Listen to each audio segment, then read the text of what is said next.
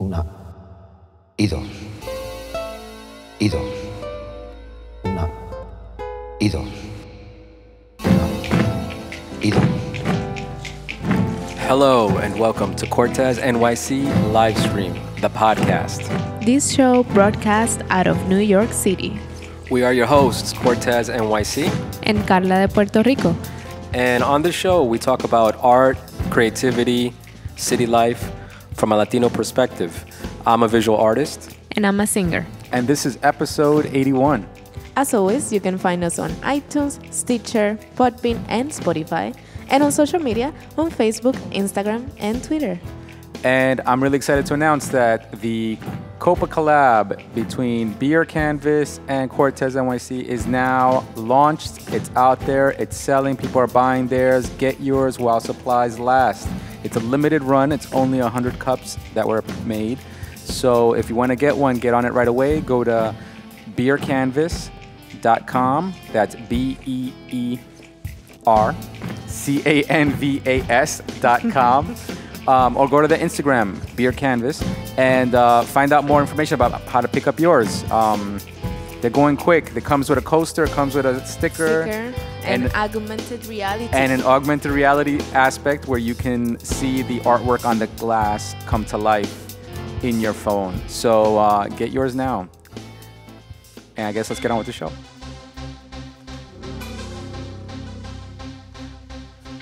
We are here with Micah. Micah's our guest. Yay, what's up, Micah? She's our guest today on this Art Talk, and we wanted to introduce you guys to Micah. Micah, we met through Lendra McNair. Yes. Yes. Micah did some artwork for her singles, couple of singles. Yeah. Deep Two. dive. Deep Dive and Fantasy. And Fantasy. And I don't know if there's more coming. I think that's probably a top secret. I hope so too. Yeah, I don't know if you guys planned out that far down the line, but I would hope there'd be more because it's really cool. Yeah. It got our attention. Yes, it's very wonderful. Yeah. No, it definitely got our attention. We saw those covers and we're like, wow, I'd love to talk to who's the artist behind this because it's pretty cool. So Micah, introduce yourself. Tell us a little bit about yourself. Go ahead. Well, my name is Micah, or Mika. I'm 20 years old, and I'm a traditional and a digital artist. Started 2 years ago, and here I am. All right. So what you say, digital and traditional. A lot of people say that. I say that also. So how do you describe that? Traditional as in painting, sculpting, or anything raw, anything physical to the human world. Okay. Digital as to online, through a PC, or on a computer. Okay. I do a little bit of both. All right. When it comes to traditional, so you said painting and stuff like that. Do you mean on canvas? You mean on paper? Like, what do you? Yes. What's fun for on you? either, honestly. I mostly like to do canvases because it's more majestic, it's bigger. It just says original. Right. So, yeah, I love doing that more than on paper. Okay. And how long have you been doing digital art for? 2 years, I would say. Okay. All right, cool. How did you? Well, first of all, what tools do you use? I was really curious about because, so I'm also a traditional artist and I'm also a digital artist, and I've been working for many years. Let's not even count the years, but many years with Illustrator and Photoshop, and I even messed around with. At one time, there's a program called Painter that I used to mess around with. And now recently I started getting into the iPad and the Adobe Draw and Procreate and that. So what tools do you use for your digital work? I just start off with a small tablet I usually get from, I'm not sure if I'm pronouncing this correctly, but Yuan. It's a small tablet I got from Wish.com. I use that with a pen. It comes along with it in the order. And I just use I'm a school student, so I have to basically work with whatever I can get. Yeah, no, So absolutely. I work with a Windows computer, a PC, just a regular thing that I've gotten from a shop. Okay. So I decided 2 years ago to just get started on that. Nice. That's awesome because the work looks finished. Like it looks top yeah. notch. The work looks top notch. I thought you were gonna tell me like, yo, what are you talking about? I work in Illustrator. Shut up. No, wow, that's really good. So what was that? What was it again? You said Win. Huion, I think it's Huion. I think it's something like that. I'm just searching it real quick. Oh yeah, I see it. I see it. It's pretty cheap. Yeah. Huion Canvas. And yeah, I saw that. I saw the professional digital artists and how they were using all these super intimidating programs and technology and all of that stuff. And I was like, forget all of that. Let's figure something out. Yeah. Digital art is all about manipulation and manipulating the system into making it look like it's something real, it's something extraordinary, like you used one of those extremely intimidating systems. No, absolutely, absolutely. Wow, that's really cool. Is the tablet that you use, are you drawing on the actual tablet like a Cintiq, or is it connected to a computer? You're drawing in the actual tablet itself with a pen, and you connect it to your computer to record. So whatever strokes you put on the tablet itself, it mimics on the screen of the that's cool. PC. That's very cool. All right. Yes, it's very, very hard. Oh, no, that's very cool. All right. Oh, wow. I had no idea. You opened my brain up a little bit here. Right. So let me ask you this. So the program that you use, is it vectors or is it pixel based? I believe it is pixel based. I believe so. Okay. What's the name of the program? The program I use with the tablet is Yeah. the same of Huion. It's the same program of Huion. It comes with it. Like, it's a whole box. Okay. It comes with the tablet, the pen, and the CD that will go into your PC. Oh, wow. And you just download it. And sometimes your computer is already prepared for these type of things. So, like, it comes with in the system. So you don't have to download anything. Gotcha. It's just that you can connect it to the computer and get started. Wow. Wow. Wow, that's really cool. That very might work Yeah. even better than Illustrator. Yeah. I mean, if you're ignoring, Yeah. if you're ignoring all that stuff and you just Yeah. want to get some stuff done, that's the way to Yeah. do it. Very nice. All right, Yeah. cool. And how long you been working with this this software or this technique? I've been working with this technique. I had a first tablet. My first tablet, actually, I lost the pieces to it in a move. It was a Wacom tablet. It was like a Wacom tablet. But the Huion tablet I worked with 2 years ago. Okay. And, well, a year ago. Yeah. Wow. All right. Yeah, it was a switch off. It was very, very complicated. So okay, so I know what it's like to buy new equipment and try to figure it out, whether it's new art software and also music software, because I'm always buying like a drum machine or some new synthesizer program or something. And I know what it's like. Like, there's a learning curve. You buy something new and it takes you a few months or even almost a year to kind of like really get good at it and kind of figure it out. How do you feel with the stuff you have now, the equipment you're working now? Do you feel like you're there, like you got it under control, or do you feel like you're still learning a lot? Honestly, I can confidently say that I'm to the point, unimaginably, I'm to the point to where I'm completely confident in my hands and my fingers and the strokes. It's all about how you manipulate the tablet itself. Yeah. Yeah. And I've seen your work. So your work, for people who don't know your work, I'm sure people are going to start looking for your work. But whoever doesn't know your work, so your work, describe your work. It's digital art, but you're doing characters. You're doing sometimes portraits, right? Yes, I do a mixture of cartoons, people's portraits, or just maybe like a Instagram model switching her look around, different colors, different combinations of highlights and stuff like that. So it's just me freehanding and freelancing as I go. Gotcha. You're doing like these figures, you're doing like either portraits or characters, mostly female characters is what I've seen. Is that like a thing that you've always been drawing, that subject? Or did yes. Yeah? Yes. it's not necessarily a habit thing. I didn't realize it until like a couple of months ago. Yeah, it happens. But yeah, it happens with a lot of artists that we draw a lot of females because I guess the female energy is more expressive, more colorful, and it's easily expressed through this feminine image. Right. Yeah, absolutely. Okay. Mm-hmm. And so how did you go to school for this? How did you start getting into this? Strangely enough, I'm self-taught. Wow. All right. Yes. When did you start to learn about art? I don't remember.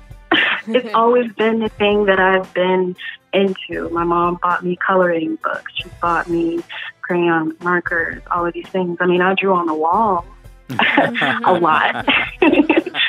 But I usually try to point it to a coloring book. Do you have artists in your family? I am the only artist in my family. Oh, wow. The only. Not even musicians? Not even actors or writers or anything? Nothing?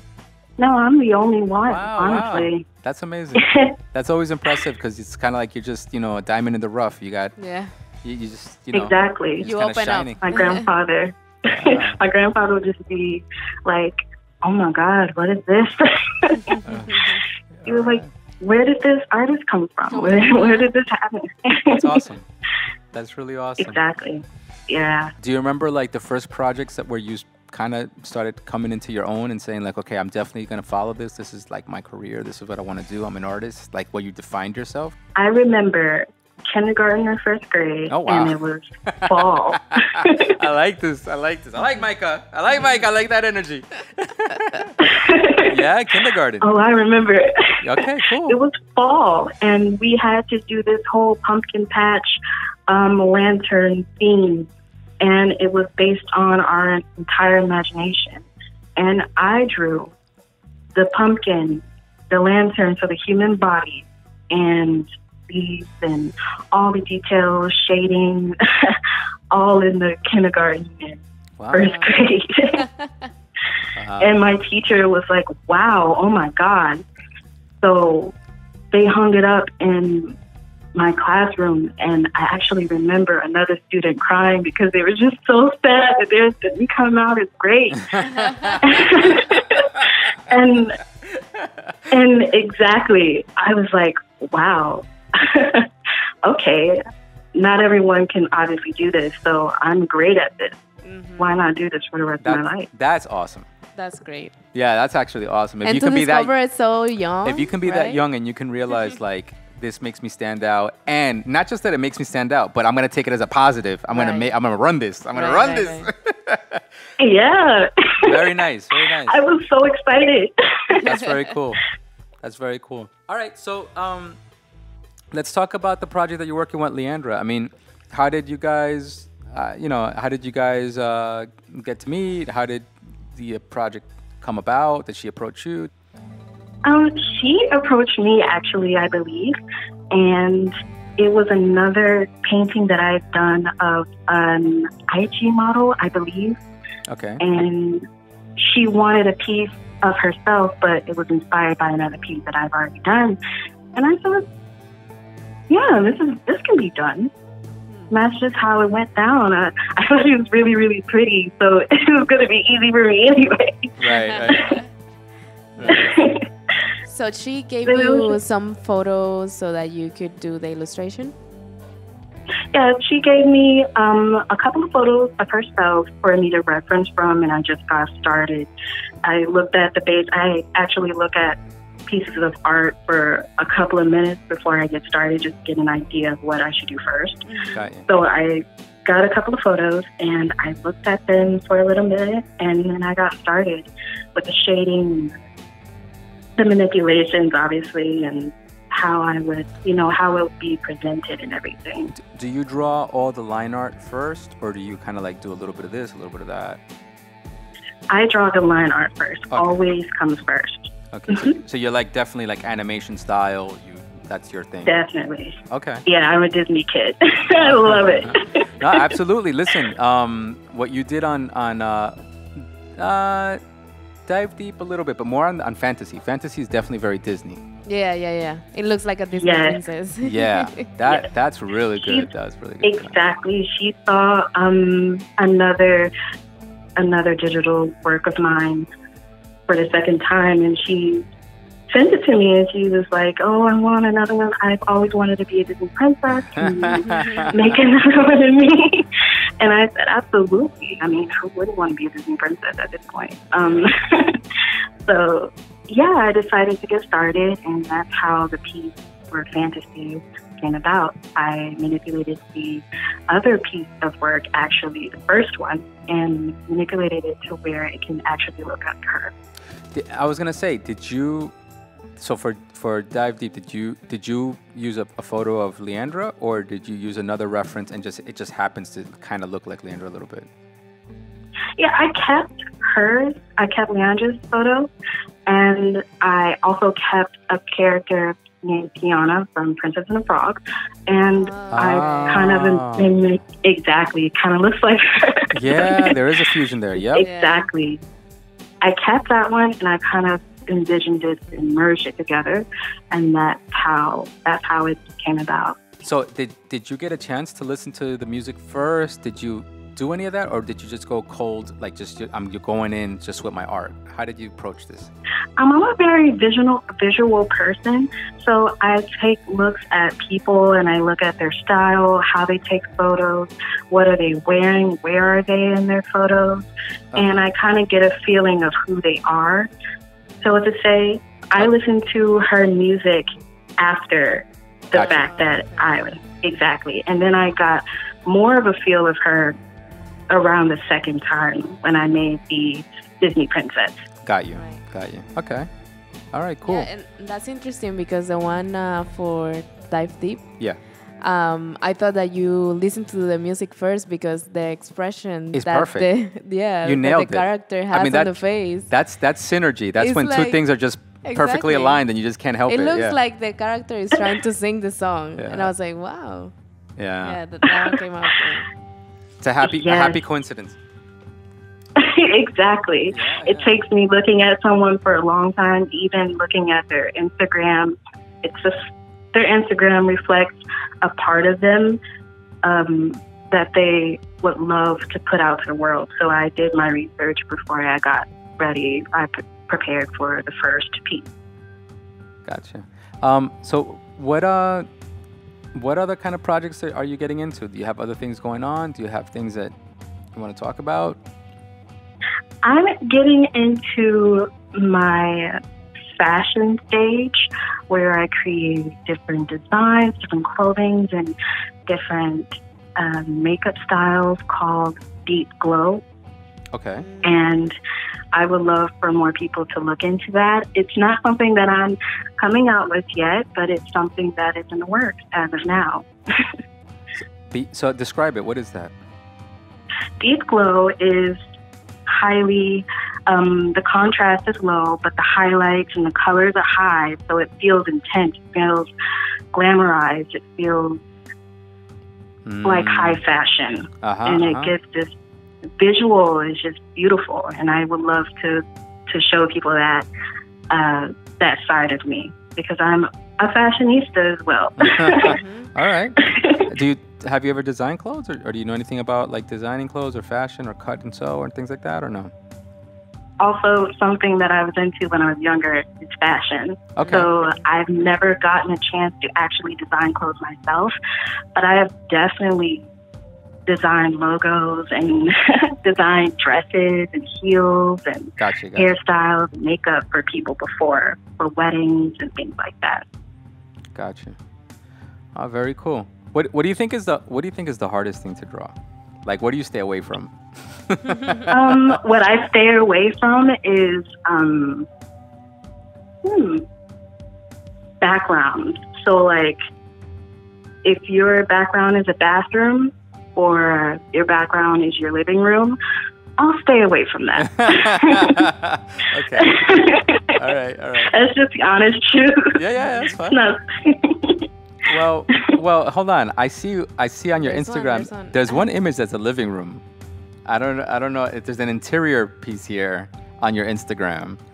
So you do Yeah. environments on occasion, I guess. On the occasion when I'm like, okay, you're going to have to step out sometime. You're going to have to do something different sometimes. But that was my let out the door, honestly. Okay. All right. Yeah. That looks good, though. Looks good. No, I mean, you know, sometimes as artists, we focus on certain things. You know, I have friends who tease me and they're like, you know, you're a graffiti artist. All you do is write your name over and over again. I mean, really, what do you do? Really? I mean, all you're doing is taking your name and writing it again, and then you're doing your name again. Like, and then I have other friends who they'll complain. They'll say, I hate drawing hands. You know, don't draw hands. I avoid drawing hands. Like, hands are the worst. Don't draw hands. Oh, yeah. That is an unspoken thing for artists. Is hands are something else. It's hard. I mean, you know, you can have a lot of fun drawing eyes and faces, but try to, you know, get into the other stuff, and it makes it a little more challenging. But exactly. I see your style though, and I see that listen, most of Instagram and most of the stuff you see online is people's faces. Exactly. Nobody's really taking pictures of their hands. So it's not like as human beings, we're like really looking and seeking for hands anyway, right? Like, we seek faces, and that's as an artist, we're gonna start developing that also, I guess. All right, no, well, listen, Micah, this is really cool. I'm really happy to be able to talk to you about your stuff. You, I think, are definitely a diamond in the rough. I think your art is really shining, and you just Thank you. Yeah, you need to just get out there. You need to like share it with the world. I mean,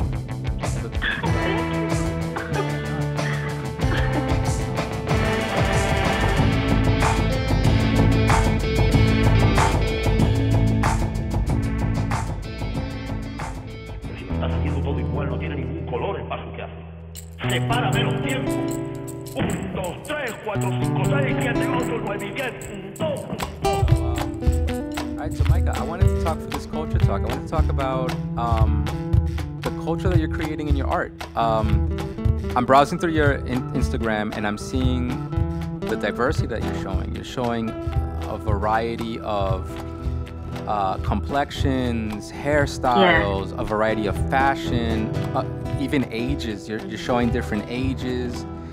You're not kind of pigeonholed into like, I only draw pretty girls and that's it, or I only draw this type of person and that's it, or I only draw muscle guys and that's it. You know, there's people like that, but you're showing a variety, and that's interesting because a lot of artists can't do that. A lot of artists don't identify with so many people, so they don't express so many things. Is that a conscious thing? Are you doing this consciously, or is this something that it just comes out of you? It's just something that I gravitate towards. The biggest influence in my life is a Black woman, which is my mother, my aunt, my grandmother. And I've seen them in so many beautiful ways, a beautiful light. And I love reflecting women and Black women, especially in my art, because we're so misrepresented in Hollywood and in art itself. So I would love to be at least one more person to create the positive promotion and beauty and fashion and fab to the world. I would love to spread more. I love it. I hear that. And I'm looking at one image here on your Instagram where you have like a split screen of like 9 different faces. Like you're showing tints and you're showing differences. You're not just showing like, okay, everybody's just same. Pantone color 3 whatever, and like it's that same brown, and you're showing like tints. You're showing differences in their faces, differences in their attitudes, the hair, everything. So like every single character in this little frame has a different personality. Are you looking at the photo that's pretty dark, that it has like 9 different photos? Yes, ma'am. I'm looking at last post of 2018. That's crazy because that's actually me. All of them are me. All of them are self-portraits of myself. Incredible. Wow. So incredible. Exactly. You're an actress. You're an actress. Yeah. That's what you're doing. You're portraying all these different people and all these, like, creating characters. You're inventing characters. That's really cool. All of them, the tint is the tint of my own skin color, and the different photos are different versions of me, of how I perceive other ways of how I am to other people. Mm-hmm. So under one photo, under one tint, it's all me. I can be a tomboy, I can be a girly girl, I can be introverted, I can be extroverted, I can be mean, I can be nice, I can be a bunch of different emotions and personalities, but I am still one flesh, I'm still one person. Yeah. And at the end of 2018, I accepted myself for who I am, and that's just what it is. Yeah, no, I think That's awesome. Yeah, I think that's awesome. I think that's something that shows your artistry. Have you ever had people point this out? I mean, I know I'm bringing it up to you because we're having this conversation, but have you ever had people point this out? I've had one friend who was more she was white, and she loved my work, and it was all in good, it was all pure, but she asked me, why do I draw only women of color or women of a darker complexion? Mm-hmm. And it was very confusing to me for her to ask that, even though I knew it was completely pure, to where she didn't think she was wrong. But to me, the way I see it as a Black woman, white women are always represented in art. Mm-hmm. Yeah. And it's not necessarily you have this and I don't have that. It's more of, you have the whole base of art Yeah. surrounded by you. And the fact that we even have a small corner is honorable. And that's the only reason why I created it, is because out of all of this art that is created to surround you, I have a corner or a piece of it to represent me. Right. And that's what it is. I guess maybe the difficult part about that conversation would be the questioning, like, Yeah. why are you questioning what's the type of art that I do? If then maybe that means that you don't know me that well, Yeah. in a way. Yeah, right? exactly. Yeah. I mean, I realize that there's a beauty, there's an aesthetic to Black women or women of color in general.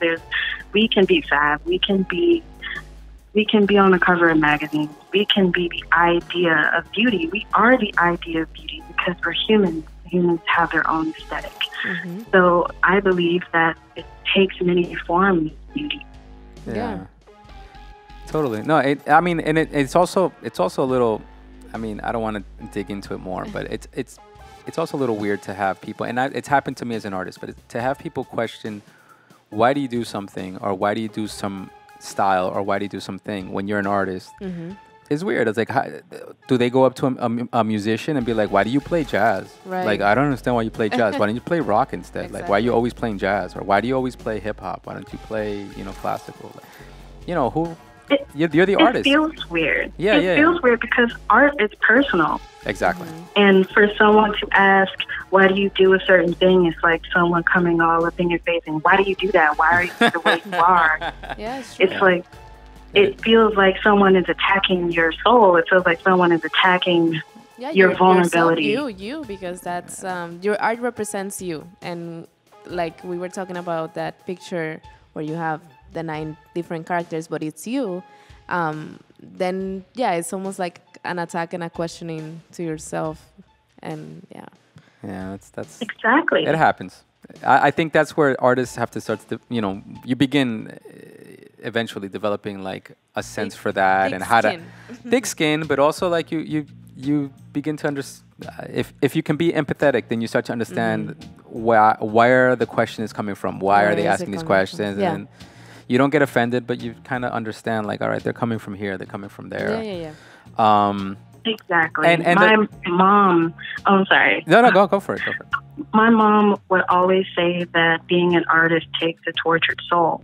And I understood people's questions and people's points of view, because it takes a big heart. It takes someone who has felt pain, who has felt misunderstood, who has felt all the negative, to output positive and understand when someone's mind isn't as open as yours. And even if it's the most offensive, you still kind of you move forward through it because that's what it is. Art is vulnerability. Art is emotional. It's not something that could be understood by everybody. Yeah. But it's understood by most. That's right. I love that. You're I love what you just said. preaching. Yeah, I love what you just said. And then the other side of it is, I mean, I don't know if your friend was looking through your Instagram, but I mean, I'm just browsing through your Instagram, going up and down, scrolling up and down as we're talking, and as I'm looking, I'm like, I see a light skinned redhead, I see a blue haired darker skinned girl, I see like a variety, blonde, dark skinned girl, I see a variety. So like for anybody to be like, why do you only do this? They haven't looked deep enough. They haven't really looked at. Exactly. They haven't really looked past that one or two images that you're showing, and they haven't gone further to really see your perspective. You know what I mean? Exactly. They haven't understood why it's there. Exactly. And that maybe right now they're catching maybe a portion of your work, and now they're assuming that's just all your work. And that happens to artists too. Like, I've had people ask me, why don't I do other things at times? And then 2 years later, I'm doing other things, and then I don't hear them saying, "Oh, good, you did other things now," right? Like later on, they don't come back and be like, "I'm sorry, I didn't realize you do other things." But at that moment, you caught me at a time where maybe I'm doing this right now, and I just feel very strongly about this. But maybe next year, not so much. Maybe next year, I'll be into unicorns, and I might want to do unicorns. Exactly. Exactly. I'm an artist. I can do a lot of things. And that's why you notice under most of my posts, I don't have a caption. It's not something that could be read. It's not something that can be understood with words. Something that you have to look at the photo. You have to understand why it's there. You have to actually see through what I'm trying to convey here. It's not something that can be conveyed with words. That's the exact reason why I don't have captions. I don't have words. I don't have any of those things. It's because I usually have emojis or something like that. It's because it's not something that can be read. Let me ask you this, because you might have your own take on it. How do you feel about being an artist on Instagram? Are you cool with it? Are you fighting it? Are you resisting it? Or are you all in? I'm fighting the culture of Instagram, even though the Instagram image is pretty colorful, pretty diverse. It really isn't.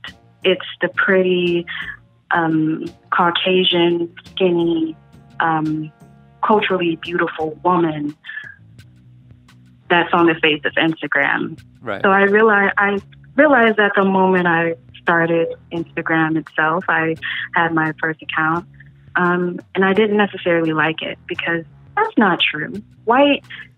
Being white, being skinny, being culturally beautiful isn't the only beauty, isn't the only thing out there for us to see. Yeah. And I just wanted to show my corner of it, show my view. Okay. Do you have other pages or other social media that you also have stuff on, or is Instagram your main thing?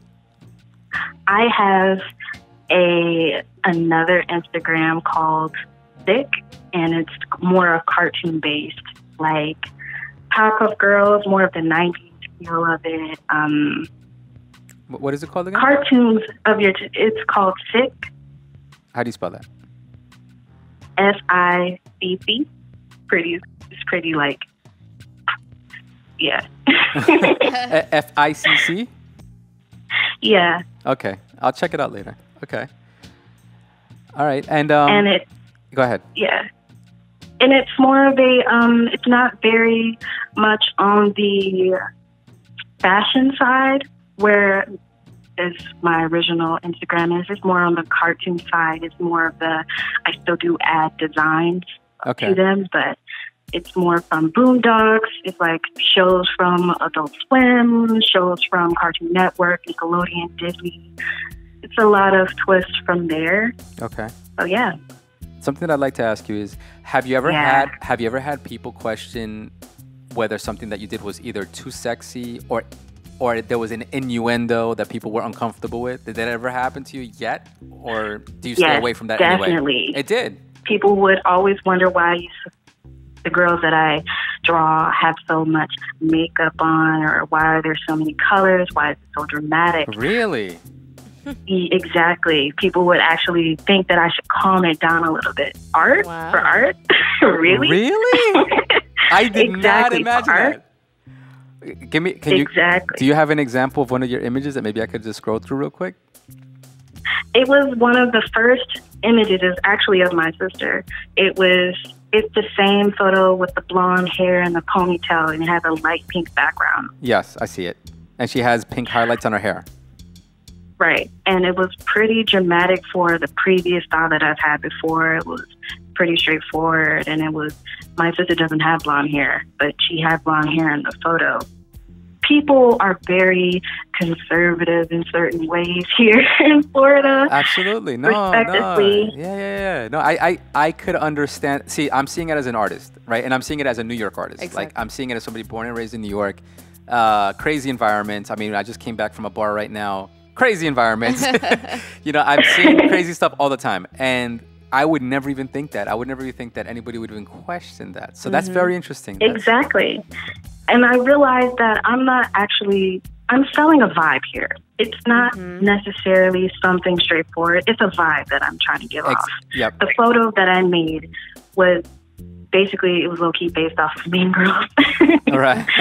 And my sister she's a sassy person. She loves fashion. She loves makeup. She's very straightforward, like Gina George from Mean Girls. So I was selling the vibe of Mean Girls, and they didn't really understand it. So the sexual or the sexy art that you were creating, it's not necessarily, I just wanted to sexualize somebody. It's the vibe that you were trying to sell, because the music has the vibe of a sexual. It has a sexual feel. Yeah. Exactly. So you're gonna have to have the vibe. The album cover has to have the vibe. That's just how album covers work. Exactly. Yeah. That's right. I learned that while I was working so much in the music industry, is like, the artists themselves are putting on a show. You know what I mean? They don't. They're putting on, like, if you're an R&B singer and you're selling, a romantic evening in your song, it doesn't mean that you're always in romantic evening mode. Exactly. If you hang out with them long enough, it's not going to be R&B time anymore. It's going to be something else. Exactly. As a visual artist, you also have to put on a show. If you're not, then you're missing an opportunity. Right. It's fair. It's very fair to be the most honest that you can. But as an artist, you're entertaining also. You have to show entertainment. You have to show a little bit of fantasy, a little bit of what they don't want to say that they want to see, but you want to show them so that they could experience that. And I was looking at your Instagram. I saw like an image of there was like a sexy girl. She had her sunglasses down. She had a bathing suit top on or something like that. That was one that stood out to me. I was like, all right, there you go. There's like a sexy image, right? Like, she looks like a pinup girl, profiling for the camera. And if you flick through Instagram, you're gonna find much worse. Millions of worse. Of girls that they're actual girls. Yeah, that everything is out. Yeah. And it's not art. And it's not art. And that's the kind of thing that would surprise me. Like in the world that we're living in, who would come to anybody and say, "Hey, why tone it down?" We're living in a world where like Instagram is filled of like so much of this, over the top exposure. And I think you. For me, I think that you handle it tastefully. Like, you show a sense of the fantasy, a sense of the sensuality, but without being over the top. And I think I was wondering if you ever had that. I'm seeing also the other girl. There's a girl with her tongue out on one of these images. She's got the sparkly stuff and she's got her tongue out. And I'm like, yeah, like those kind of images. I'm sure some people might react and be like, well, what's this? What is this about? Right. Because I'm not a very outward person. I can be, but people don't really take me as a vulgar person. But they see my art and they're like, wow, that is, that is not the Micah we know. What is it? That's funny. That is funny. All right, Micah. Well, listen, thank you for sharing so much and for being so candid and having this conversation with us. Sometimes artists don't like to share all that, but I'm glad that at least right now, you're at a point where you're okay kind of going behind the screen and letting us know what are the inner workings of Micah. Yeah. Why don't you tell us real quick? So where can people find you, and what do you want to promote? My Instagram is MicahX1998, and my other Instagram is thickbusiness00. Okay. And look out for my project Deep Glow. Okay. It will be coming. More of it will be coming out on my X1998. So yeah, you could just look for me there, and you could actually DM me, and I'll actually have a conversation with you. Don't be shy. Do you take commissions? Like, are you? Yes, I do take commissions. All the time? Like, you're open? Yes, I am open commissions as of now. $20 commissions throughout the entire year. All right, I could definitely see people hitting you up Yeah. because I mean, especially because you have a style, and people see that, and it makes people gravitate towards artists like that when you have a certain style. Yeah. They want to see themselves in that light. Exactly. Exactly. They want that deep glow. Exactly. Like, can you Yeah, they're like intrigued. Like, I want to see myself like that. Exactly. Yeah. All right. All right. Thank you, Micah.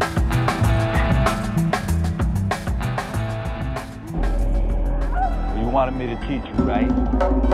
Street reality. All right, Carla, hablando español. What words do you have for us today? We have a special guest. We have Micah here, who's going to do the hablando español with us. Yes. We gotta. Yeah.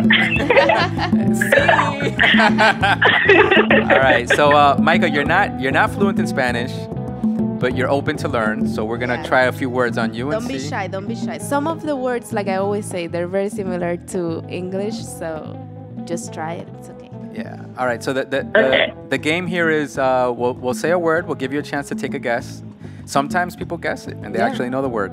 And then if you don't know it, then we'll tell you the word and just ask for you to repeat it. That's all. All right. So Carla, go ahead. Give us the first word. All right. So the first one is, how do you say traditional in Spanish? How do you say traditional in Spanish? She's like, what? Traditional in Spanish? Yeah. Take a guess.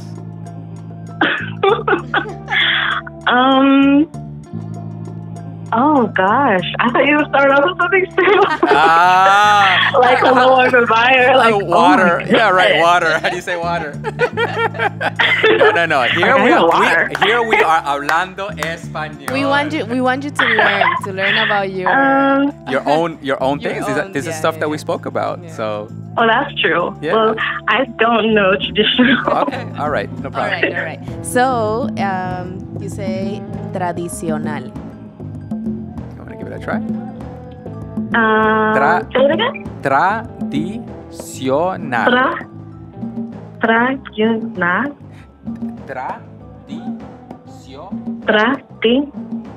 Traditional. Yeah, that's close. Tradicional. Close, Tradicional. close, uh-huh. Yeah. Traditional. That's Closer. Yeah, that's much closer. Yeah, because in Spanish is the way you write it is the same. The only thing that changed, instead of the T is a C. Mm-hmm. So that's why it's tradicional. Exactly. And then the pronunciation is a little bit different, but it's basically the same word. All right, Carla, what's next? Give us another one. Next one this one is also kind of like the traditional. Okay, digital. How do you say digital? Also, even you know it's complicated. You're going hard on it. No, actually, okay, so Micah, I'll give you a hint. It actually is spelled exactly the same. Yeah. There's only one letter that gets pronounced, well, a couple of letters that get pronounced a little different. The vowels are a little different, and one letter is different, but it's spelled exactly the same. So digital, how do you say digital? I don't want to say it, but I don't want to, butcher it. That's what we're here for. That's what we're here for. We butcher. Digital. Huh? Digital. Okay, that's a good guess. You added the e's on the Exactly. All right, so in Spanish, digital is digital. Digital. Digital. There you go. Yes. Perfect. You nailed it. Digital. So basically, you're taking the I's and you're making them E's, right? And then the G, you're making it like an H. So it's Exactly. digital. Oh, digital. There you go. Oh. Digital. All right. We're getting there. All right, what's the next one? Okay, next one is year. How do you say year? In Year? Yeah. Hair or year? No, year. Year like the year? Year? Like the year is 1959. Oh, okay. You might know this. You might. It's used every once in a while in movies and songs and stuff. Yeah. Oh. No? Oh, no. No? Okay. Horrible. All right, Carla, go ahead. Okay, so you say it as año. Año. Oh, Año. yes. Año. Año. Yes. So year is año, Año. which is basically ANO, but the N you put the little mark on top of it. Yeah, the little Oh, yeah, the little line on top of the N. Yeah. año. All right, Carla, Año, do you have any simpler ones, so that we don't totally bombard Micah with the most difficult ones? I know you're used to pro level here, but No, okay, so let's say, how do you say red? Red, the color red? oh, the color red. Red? In Rojo? Spanish? Huh? Huh? How do you say it? Is that it? Is that it? What? Say it. Is it rojo? Yeah, rojo. Rojo. Rojo. Yeah, you got it. All right. Thanks, Dora. Yeah, Thanks, thanks, Dora. Because, oh my God, my little sister loves Dora, and thank you, Dora. You helped me on this one. I'd like to call a lifeline. Dora, please. Very nice. Rojo. Okay. All right. What else you got, Carla? One more. How do you Last one. say friend? Friend.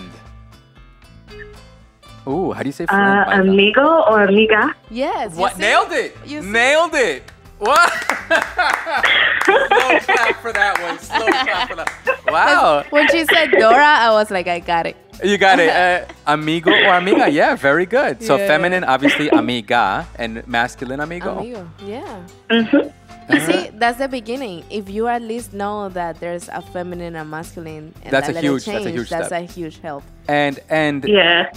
so the whole point of us doing this little segment with our friends that we have on the podcast is that a lot of times, the segment is called Hablando Español. It's not called Enseñando Español. So enseñando would be teaching Spanish. We're not teaching Spanish. We're just speaking it. So we're just saying, well, you guys, a lot of people are constantly saying Spanish things and they don't realize that they're speaking Spanish. Right. If we just practice speaking it every once in a while, Yeah. You might realize that you know more than you actually think you know. So, and I practice my English, and then I we all practice our Spanish. Exactly.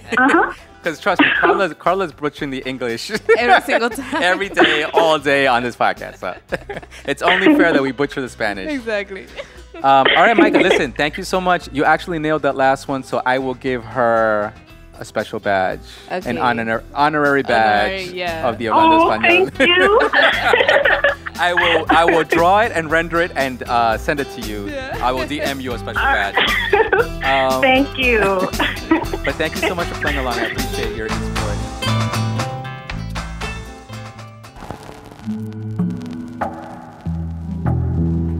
Hey. Another episode done Why you gotta steal my line? because you don't start. Yes, we finished another episode. Great episode, great interview with Micah. Thank you, Micah. Thank you. Next episode, you know what I want to talk about? Tattoos. Nope, my iPad. I want to talk about tattoos. All right, next episode we'll talk about tattoos. We got tattoos. Yeah, we got some tattoos from a boy Rezo, tattoo artist from Barcelona, Spain. Maybe we can get a little interview with him. I'm gonna try to remember to do that. Yeah, let's see. But yeah, we'll talk all about it, the process, our experience, our first time getting tattoos, and maybe a little bit about Rezo. Yeah. Peace. Stay tuned.